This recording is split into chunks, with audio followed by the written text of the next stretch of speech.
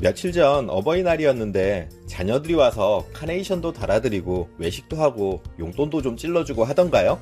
지금까지 잘 키워주신 부모님께 감사하자고 만든 날이 어버이날인데 이런 날 바쁘다고 찾아오지도 않고 삐죽 전화 한 통만 하고 말면 서운하죠. 애지중지 키워놓은 자식들이 다 컸다고 자기 살기 바쁘다고 부모님 별로 신경도 안 쓰고 사는 게 서운하고 속상한데요. 자식들에게 유독 바라는 게 많아서 그런 걸까요? 아니면 내 자식이 남들보다 불효를 해서 그런 걸까요? 이렇게 속상하신 분들을 위해서 오늘은 자식 때문에 상처받지 않는 방법에 관해서 여러분들과 얘기해 보려고 해요. 끝까지 집중해 주세요. 안녕하세요. 알아두면 삶이 힘이 되는 채널 매일 3분입니다. 자식으로부터 상처받지 않는 방법. 첫 번째, 자식을 대하는 태도를 바꾸자. 자식들에게 있어 부모님은 어떤 존재일까요? 늘 엄마의 품처럼 따뜻하고 언제나 돌아가서 편안히 쉴 수 있는 고향 같은 존재이길 바라는 마음이 있어요. 그런데 부모님들은 나이가 들수록 자식들이 효도하기를 바라고 기대게 되니 이게 매치가 안 되는 거죠. 부모님께 모처럼 안부 전화라도 드리면 목소리 잊어먹겠다, 손가락 부러진 줄 알았다, 이러시고 와 했노? 웬일이냐? 이러시는 분들 계세요. 자주 전화를 안 한다고 서운하셔서 그러겠지만 모처럼 드린 전화 1000마디가 이러면 통화가 좋게 되기 힘들죠. 그리고 전화나 자식들이 찾아왔을 때도 머리끝에서 발끝까지 안 아픈 곳이 없다고 아픈 얘기만 하다가 끝나는 경우가 있어요. 또 어떤 날은 본인 속상한 얘기나 누가 어쨌더라 하면서 흉보다가 끝나기도 하고요. 나 힘든 것 좀 알아달라는 거죠. 이러면 자식들이 더 잘 챙기고 잘 알아줄 거라 생각하시겠지만 아니에요. 오히려 결과는 반대예요. 이렇게 하실수록 자식은 전화하기도 망설여지고 찾아뵙는 것도 뜸해지기 마련이에요. 그러니 전화 오면 씩씩하고 밝은 목소리로 받아주시고 자식 손주 모처럼 찾아오면 편안한 쉼터가 되어주려 노력해보세요. 그럼 전화 안 한다, 안 찾아온다, 상처받는 일은 자연스럽게 줄어들 거예요. 자식으로부터 상처받지 않는 방법. 두 번째, 자식은 변하는 게 당연하다. 학창시절 말도 잘 듣고 착하던 자식이 나이 들어서 변했다는 부모님들 계세요. 또 어려서부터 효도하던 자식인데 결혼을 하더니 달라졌다고 하시는 분들도 계시고요. 나이를 먹더니 변했다, 결혼하더니 변했다 이런 건데요. 어쩌면 당연한 거예요. 자식이 친구도 사귀고 사회생활도 하고 연애도 하고 결혼도 하면서 이런저런 주변 상황이 바뀌는데요. 그런 바뀌는 상황에 맞게 대처하면서 살아가는 거죠. 품 안의 자식이라고 내가 거두고 키울 때처럼 생각하시면 안 돼요.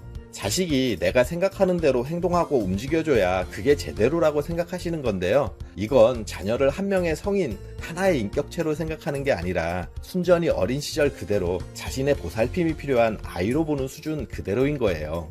이런 변화가 부모님의 입장에서 어색하고 불만스러울 수 있어요. 하지만 그게 꼭 자녀의 입장에서는 나쁘지 않을 수도 있거든요. 그러니 나이 먹고 결혼하면 변하는 게 당연하다 생각하세요. 다 큰 자식, 결혼한 자식은 먼 친척이다 생각하시면 맘 편해요. 먼 친척 치고는 이만하면 잘하는 거잖아요.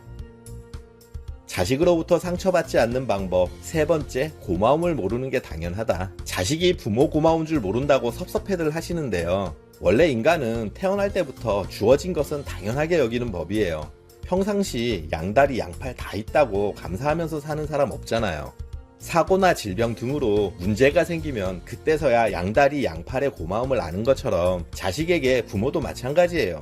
날 때부터 먹이고 키우고 하는 것이 당연한 부모의 역할이라고 생각하는 거죠. 그래서 평상시 고마움을 잘 몰라요. 반면 자신이 살면서 직접 선택하고 노력해서 얻은 것들은 소중하게 생각하는데요. 그래서 애인, 배우자, 자기 가정을 더 소중하게 여기는 거예요. 그나마 결혼해서 자식 낳고 키워보면 좀 달라지긴 해요. 부모 입장이 되어보면 부모 마음 조금이나마 알게 되지만 그때는 또 자기들 먹고 살기도 바쁘고 하다 보니 부모님까지 살뜰히 챙기기가 또 쉽지 않아요. 그러니 내가 자식을 잘 못 가르쳐서 고마움을 모르는 것도 아니고 며느리가 잘못 들어와서 그런 것도 아니에요. 원래 사람이 타고나기를 그렇다고 이해하셔야 해요. 자식으로부터 상처받지 않는 방법. 네 번째, 기대가 크면 실망도 크다. 우리나라 부모님들만큼 자식을 끔찍히 사랑하는 분들도 별로 없을 거예요. 여러분들도 자식 키운 거 생각해보시면 정말 온갖 고생을 마다하지 않고 키웠잖아요. 그렇다 보니 이렇게 키운 귀한 자식 당연히 부모 고마운 줄 알고 또 부모 마음을 알아줄 거라고 기대하시죠. 그런데 자식들은 그렇지 않아요. 내가 배 아파 낳은 자식이라도 다 자기 살기 바쁘다 보니 부모 마음 미리 알아서 척척 잘 챙기고 그런 자식들 거의 없어요. 저도 젊었을 때 생각하면 부모님이 잘 키워주셨다고 감사하기보다 그저 나 잘난 줄 알고 내 생각만 하고 살았던 것 같아요. 그러다 자식 낳고 키우고 성인 되고 하니 자식들 말 한마디 행동 하나에 속상하기도 하고 또 욱하고 뭔가 올라올 때도 있어요. 그럴 때 나는 저 나이 때 어땠나? 부모님께는 어떻게 했나? 돌이켜 생각해보면 또 이해가 되고 반성도 하게 되고 그러네요. 여러분들도 그 나이 때 비슷하셨을 거예요. 그러니 자식들에게 너무 큰 기대를 버리자고요. 자기 가정 꾸려서 잘 살면 그게 효도하는 거라고 생각하시면 마음이 편해요. 자식으로부터 상처받지 않는 방법 5번째, 비교하지 말자. 친구들과 얘기하다 보면 네 집 자식은 이번 어버이날 용돈을 얼마를 줬다더라. 또 누구는 이번에 자식들이 해외여행을 보내준다더라. 또 누구누구는 그렇게 효자라 매주 찾아와서 일도 돕고 그런다더라. 이런 얘기 들을 때마다 정말 속상하고 흔히 하는 말로 자괴감 들고 그러실 거예요. 그런데 이렇게 안 하는 자식들이 문제가 아니라 저렇게 자랑하는 친구들이 문제인 거예요. 남의 자식 자랑 들으면서 부러워할 것이 아니라 오죽 자랑할 게 없으면 친구들 앞에서 자식 자랑이나 할까 하는 마음으로 가볍게 들어주세요. 사실 남의 자식도 알고 보면 다 똑같아요. 그런데 모처럼 한번 자란 거 그거 자랑하지 못해 입이 근질근질해서 얘기하는 거거든요. 남들 자식은 항상 잘하는 것 같이 느껴지지만 그 집도 이런저런 어려운 속사정 다 있기 마련이에요. 자식은 제 형편에 맞게 열심히 살고 있는데 남들과 비교해서 속상해하는 건 자식의 문제가 아니라 오히려 본인의 마음 문제예요.